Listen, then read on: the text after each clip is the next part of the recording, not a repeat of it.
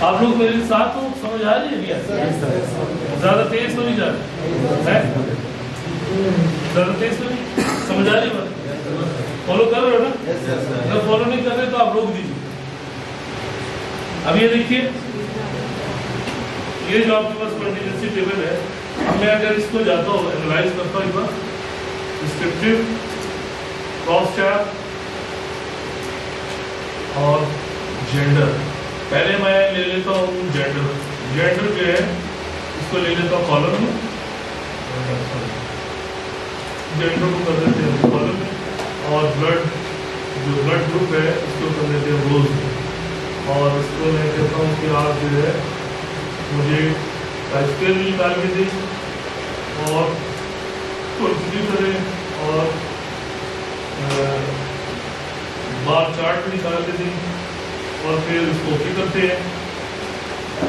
اب یہ ہمارے لیے کیلکولیشن کرے گا، یہ کر دیں سے کیلکولیشن. اب یہ جو کام میں آپ سے 1.5 گھنٹے میں کر رہا تھا آپ کے سامنے، اوکے اس نے 1 منٹ میں کیلکولیٹ کر دیا. یہ آ گیا آپ کے پاس، یہ کائی اسکوئر کا ٹیسٹ لگا دیا اس نے، پیئرسن کائی اسکوئر. اب کائی اسکوئر جو ہے اس کا جو یعنی ایک اسٹیٹیشین ہے، famous statistician Pearson, Karl Pearson. Karl Pearson کو statistician, father of statistician, stats کا معاشیات کا باپ کارل پیئرسن. جی کرتا ہوں. اچھا اسٹیپس جو ہاں کر رہا ہوں، ابھی آپ تھوڑا صبر سے کر دو. یہ دیکھیں، یہ بار چارٹ آ گئی اس کی، اس پاپولیشن کی، یہ اس کی کیٹیگریز ہیں بلڈ گروپس کی.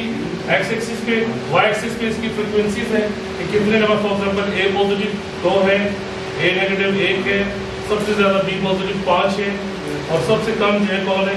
یہ اے نیگیٹو والے. نیگیٹو گروپ ایسے ریئر گروپ ہوتا ہے. اچھا اب آتے ہیں، اب آپ کہہ ریپیٹ کریں. یہ دیکھیں، ہم نے جو چیز دیکھنی ہے، جو ہم نے ٹیسٹ میں کیا جو امپورٹنٹ ہے وہ یہ والا، یہ upper band Pearson chi square value.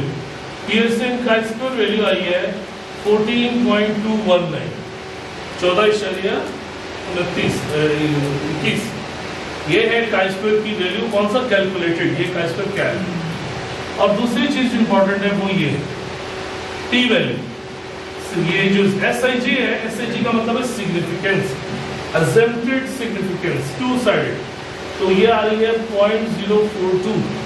0.042 جو ہے وہ 0.05 سے کم ہے، ایسے ہی نا.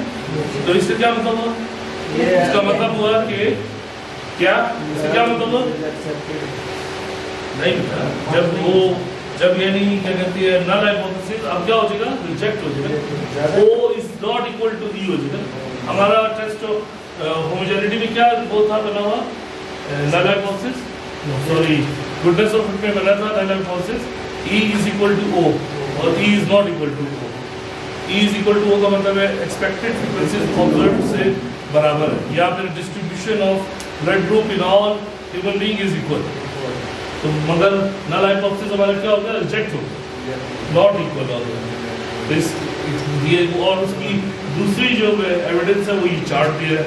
آپ چارٹ دیکھیں نا، آپ چارٹ میں دیکھیے، آپ کو بلڈ گروپ نظر آ رہے ہیں. بلڈ گروپ جو ہے اس کی بار دیکھیں ان ایکول ہے نا. اگر ایکول ہوتی تو ساری بار دیکھ کیسے آتے ہیں؟ تو اسی لیے نل ہائپوتھیسس ریجیکٹ ہو جائے گا، الٹرنیٹیو ہائپوتھیسس ایکسیپٹ ہو جائے گا. اور ہم یہ کہیں گے کہ الٹرنیٹیو ہائپوتھیسس کے مطابق the blood group in human beings is not equal, homogeneous نہیں ہے، heterogeneous ہے. اس سے ہم نے یہ ہائپوتھیسس یہ بنایا ہوتا ہے کہ وہ ناٹ ایکول ہے تو پھر یہ ایکسیپٹ ہو جاتا ہے. ہاں جو اگر ہائپوتھیسس وہ بنایا ہوتا ہے، مگر ہم وہ بنائیں گے نہیں نا. رول ہے نا، رول یہ ہے کہ نل ہائپوتھیسس بھی آپ نے، جس میں نے آپ کو بتایا ٹیسٹ آف انڈیپینڈنس کا رول یہ ہے کہ آپ نے نل ہائپوتھیسس پہ انڈیپینڈنٹ کا لفظ لکھا. ہوموجینٹی ٹیسٹ آف ہوموجینٹی میں آپ نے نل ہائپوتھیسس میں ہوموجینیس کا لفظ لکھا. اسی طرح گڈنس آف فٹ میں آپ نے دونوں کو ایکول کنسیڈر کرنا ہے. ایکول کنسیڈر کرنا ہے کیوں؟ کیونکہ ہماری اسمپشن یہ ہے کہ ہر کیٹیگری کی پروبیبلٹی برابر ہے. اگر وہ برابر ہے تو اس کا مطلب ہے ایکول بھی دی جاتی. تو آپ اس کے غلط نل ہائپوتھیسس بنائیں گے نہیں. आप ये थोड़ी बनाएंगे कि E is not equal to O, आप वहाँ पे लिखेंगे E is equal to O और अल्टरनेटिव में लिखेंगे E is not equal to O। आप समझिए मेरी बात, आप सब समझ रहे हो बात को। अब ये सारी कैलकुलेशंस जो है, अब अगर मैं दोबारा वहाँ पीछे जाऊँ तो उस पर क्या नाम है कॉन्टिजेंसी टेबल में, तो उसमें आपको थोड़ा सा डिफ्रेंशिएट करना पड़ेगा हमें। ये समझ आ गया आपको, ये टेबल भी समझ आ गया आउटपुट का और स्टेप्स भी समझ आ गए। एक बार दोबारा दोहराता हूँ, आपने क्या करना है, एनालाइज में जाना है, डिस्क्रिप्टिव में जाना है, क्रॉस टैब्स में जाना है, इसको कैलकुलेट क्रॉस टैब्स को आपको क्लिक करना है। उसके बाद यहाँ पर आपके पास ये डायलॉग बॉक्स आ जाएगा रोज और कॉलम्स। रोज और कॉलम से मतलब ये है कि किस वेरिएबल को आपने डिपेंडेंट रखते हैं और किस को आपने इंडिपेंडेंट रखते हैं। आमतौर पे जिस वेरिएबल को हमने डिपेंडेंट रखना होता है उसको हम कॉलम में रखते हैं, डिपेंडेंट को। यानी फॉर एग्जाम्पल हमने एज्यूम किया है कि ब्लड ग्रुप जो है वो एक डिपेंडेंट वेरिएबल और जेंडर जो है वो एक इंडिपेंडेंट जी, ठीक है।